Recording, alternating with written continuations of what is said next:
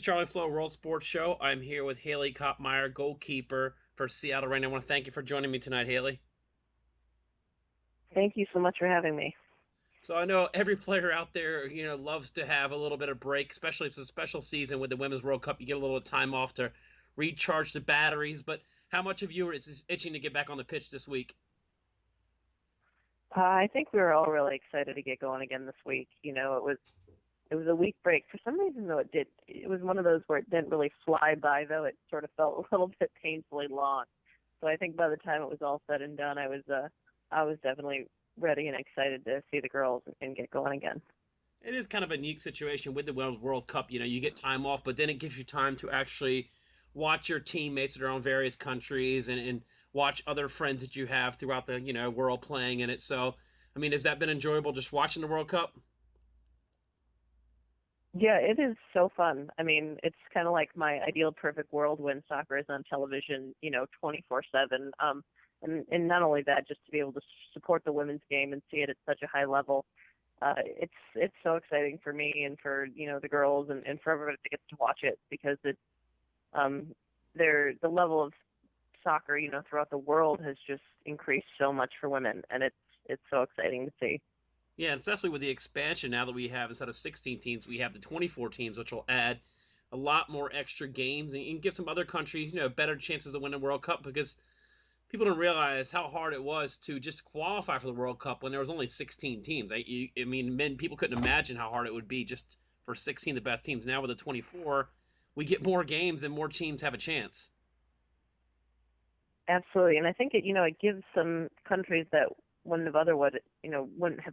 It kind of gives them an incentive to invest more into their women's programs, because it is feasible for them to make a World Cup now and play at that level and be on the world stage, so to speak. So I think it's just a really exciting time, and I hope it continues to, either stay or grow. So So when you're watching the games, I mean, you sit back and enjoy, especially I guess when it's not U.S. games. I feel that you can probably agree that they're more enjoyable because we have nothing on the line. You just enjoy the game. But when you watch these games, are you watching kind of as a goalkeeper? Do you put an extra little bit of eye and put some notes on the goalkeeper? I do. I think being a goalkeeper, you definitely have a little bit of a read about, and not knowing who all of them are. For me, it's kind of fun for me to kind of analyze and see who I think, who has some good performances or does things that I think I would have done differently or there. So I definitely kind of watch it from that goalkeeper perspective, and I like to keep an eye on my keepers. That's for sure. Yeah, definitely. I mean, we've seen some of these games earlier where some of these smaller countries may not have much of an attack. They're going against like the Germanys or the Swedens, but we've seen that if you have good goalkeeping, it can keep you in a game. Even just like your teammate Hope Solo against Australia, many other goalkeepers are in goal. It would have been a complete game. We might have lost Australia. Absolutely. She was absolutely outstanding. And it's not only the quality of the saves she made, but the time in which she made those saves. So, it was in moments where her team could have gone down 1-2-0, and she kept it in it for them to then go up 1-0. So, in reality, it's more than just making a save. It's like a two-goal swing. So, I mean, it's just, I actually tweeted something out a couple of days ago where I genuinely think this World Cup to come down to goalkeeping because there is so like many talented attacking players that if a team has a strong goalkeeper and that attack that's the team that's going to win the World Cup. Yeah, definitely. I mean, we saw even the last World Cup final come down to goalkeeper. It comes down to PKs. I mean, U.S. had to face twice in the PKs. They had to face Brazil in PKs in the early stages of the knockout round, and then in the final when it comes down to PKs, and it becomes that extra part of the game that either as a goalkeeper you love it or hate it. I mean, what's your feeling on going on down to PKs?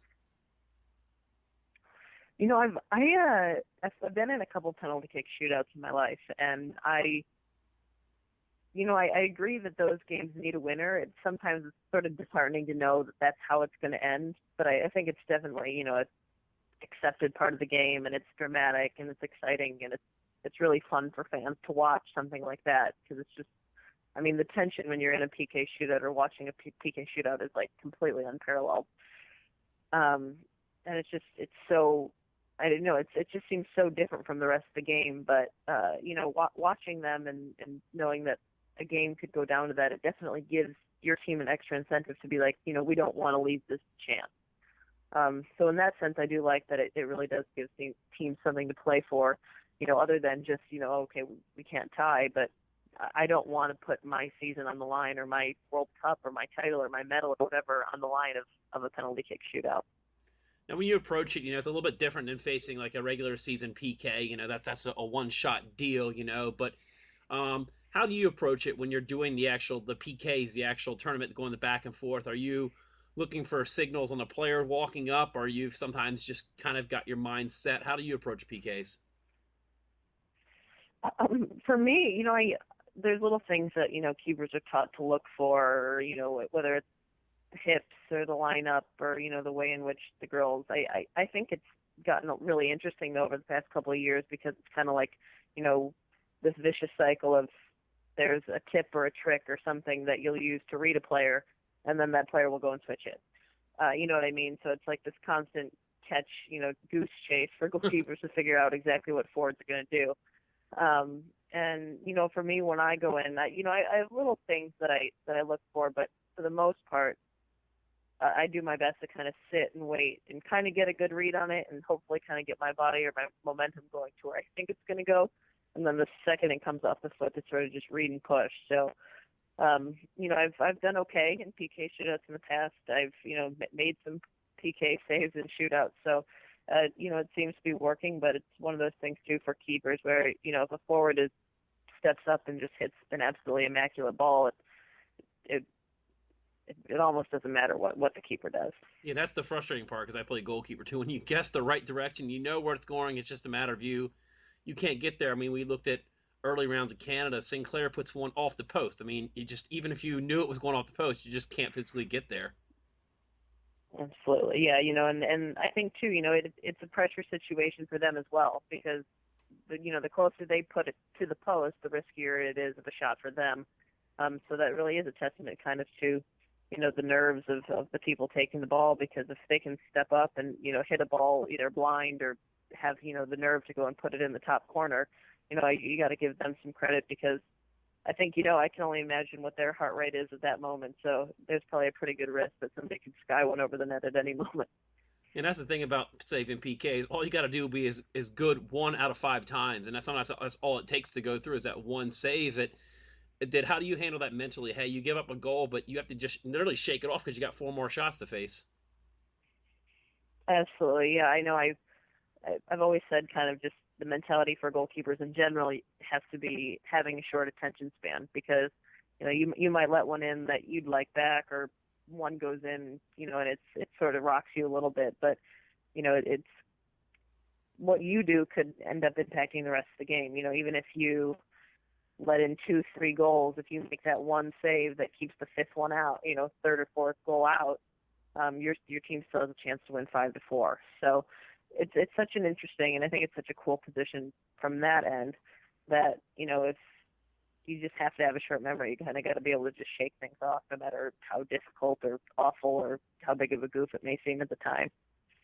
I want to turn the page a little bit and look at Seattle's season. You're getting a lot of playtime because of the World Cup, with Hope So in the World Cup, and everybody's predicting the USA to go pretty deep. So you'll be kind of holding the ground down for a while. Hanging out between the pipes for a while. What's that been like? Just being the number one for the last couple of weeks, and just being that goalkeeper.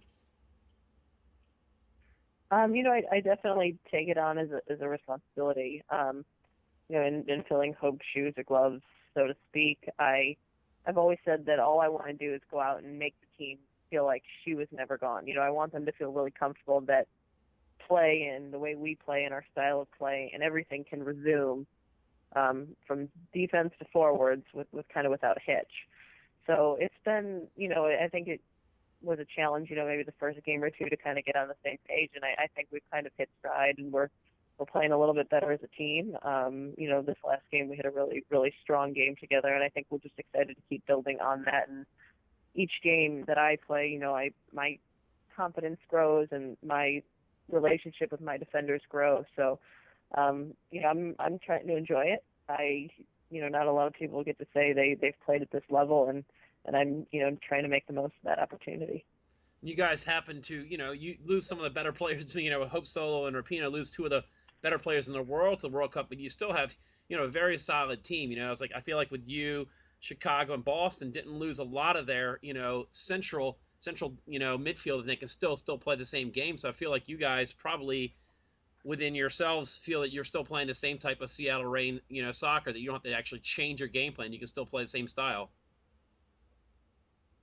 Absolutely. I think it's crazy to think, and I think there's a lot of people out there who would agree that it's crazy to think that somebody like Kim Little or Jess Fishlock isn't playing in a World Cup, and that's just kind of the nature of the beast, and the countries that they uh, represent weren't able to qualify, and for us, we feel very fortunate to have them here and to have them kind of holding down that space because I mean, just as far as the midfield goes, I'd be hard pressed to find a more dominant midfield anywhere in the world, really. And what's that been like? Just even when you've got games like Rapino, and then you've got Kim Little and Fishlock, it's just sometimes do you ever just sit back and just watch? I mean, let's take for example a game that maybe you aren't playing that where it's just a pleasure just watching them work. Absolutely. I think when, we're kind of firing on all cylinders, so to speak, it's like it, it's it's so fun. It's so cool to watch. I kind of liken it to watching. It's like watching Barcelona play, and things are just pinging around, and it just looks like the other team doesn't have a prayer. And sometimes, when we're clicking like that, it's unbelievable. It's just such pretty soccer. It's such fun soccer. It's so cool to watch, and I mean it's wonderful for the women's game, and I'm so excited that in some way I get to be a part of that.